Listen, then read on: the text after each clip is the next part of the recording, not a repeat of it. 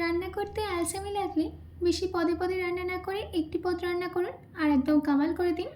আমি যে রেসিপিটা আপনাদের সাথে শেয়ার করব সেটা বানানো খুবই ইজি আর খেতেও কিন্তু দারুণ টেস্টি হয়। তো চলুন বেশি দেরি না করে শুরু করছি আমার আজকের এই ইজি অ্যান্ড টেস্টি রেসিপি। নমস্কার, আমি পিনু, কুক উইথ পিনুতে আপনাদের সবাইকে স্বাগত। এই রেসিপিটা বানানোর জন্যই সবার প্রথমে আমি এখানে নিয়েছি 200 গ্রাম ডালিয়া। এবার গ্যাসের ফ্লেমটাকে মিডিয়ামে রেখে ডালিয়াটাকে কিছুক্ষণের জন্য ভেজে নিতে হবে যাতে ডালিয়ার মধ্যে একটা সুন্দর গোল্ডেন কালার চলে আসে।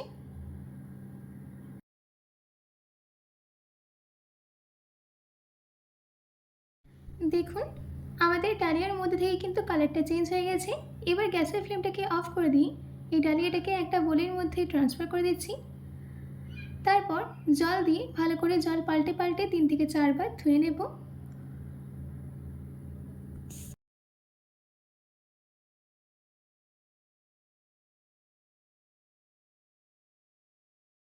আমাদের এখানে ডালিয়াটাকে ভালো করে ধুয়ে নেওয়া হয়ে গেছে। এবার কড়াইয়ের মধ্যে দিয়ে দিচ্ছি 1 চামচ ঘি। ঘিটা সম্পূর্ণ গরম হয়ে গেলে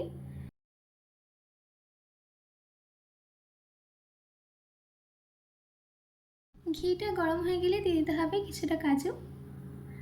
কাজুটাকে কিছুক্ষণের জন্য ভেজে নেব।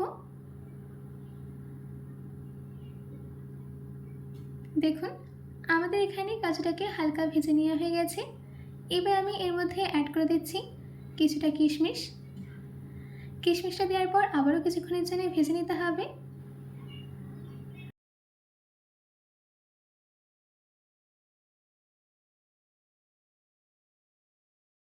দেখুন আমাদের এখানে কাজু আর কিশমিশ ভালো করে ভেজে নেওয়া হয়ে গেছে। এবার এই কাজু আর কিশমিশগুলোকে কড়াই থেকে তুলে নিচ্ছি। ওই একই ঘিতে দিয়ে দিচ্ছি গাজর। আমি একটা গাজর সরু সরু করে কেটে নিয়েছি। এবার গাজরটাকে কিছুক্ষণের জন্য ভেজে নিতে হবে যাতে গাজরের মধ্যে কালারটা হালকা চেঞ্জ হয়ে আসে।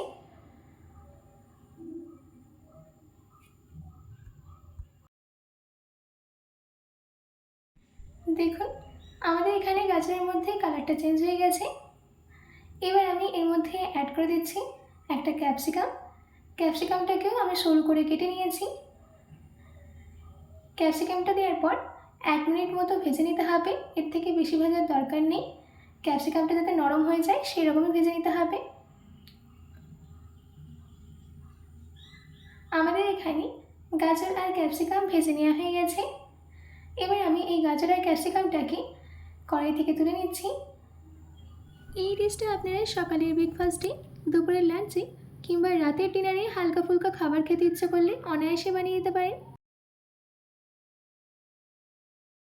এবার এই একই ঘিতে দিয়ে দিচ্ছি একটা তেজপাতা, 3টে লবঙ্গ, 2টা এলাচ আর একটা দারচিনি। দিচ্ছি একটা শুকনো লঙ্কা। এবার এই সব গোটা গরম মশলাগুলোকে কিছু সেকেন্ডের জন্য সতে করে নিতে হবে যাতে ঘিয়ের মধ্যে এদের ফ্লেভারটা চলে যায়। এবার এর মধ্যে দিয়ে দিচ্ছি আমাদের ভেজে ধরে রাখা ডালিয়া। ডালিয়াটা যেহেতু আগে ভাজা হয়েছিল তাই জন্য এখন ভাজার দরকার নেই, একটু মিশিয়ে নিলেই হবে।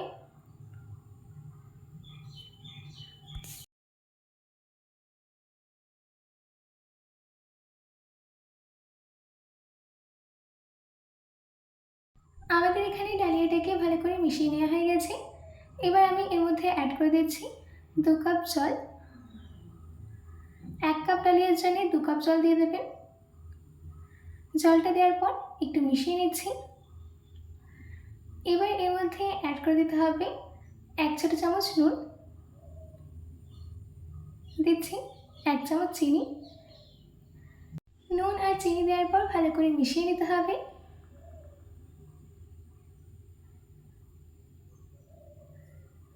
আমাদের এখানে ভালো করে মিশিয়ে নেওয়া হয়ে গেছে। এবার ঢাকা দিয়ে গ্যাসের ফ্লেমটাকে মিডিয়ামে রেখে 5 থেকে 7 মিনিটের জন্য রান্না করে নেব। 7 মিনিট বাদ আমি ঢাকাটাকে খুলে নিচ্ছি। আপনারা দেখতেই পাচ্ছেন যে আমাদের এখানে ডালিয়ার মধ্যে হালকা জল জল ভাব আছে, কিন্তু আর কিছুক্ষণ রান্না করলেই পুরো জলটাই একদম শুকিয়ে যাবে। এবার আমি একটু মিশিয়ে নেওয়ার পর এর মধ্যে অ্যাড করে দিচ্ছি আমাদের ভেজে রাখা গাজর আর ক্যাপসিকাম। তার সাথে দিচ্ছি আমাদের ভেজে রাখা কাজু আর কিশমিশ। এবার এই ভেজিটেবল আর ড্রাই ফ্রুটসগুলোকে ভালো করে মিশিয়ে নিতে হবে আর গ্যাসের ফ্লেমটাকে মিডিয়ামে রেখে 2 মিনিট রান্না করে নিতে হবে।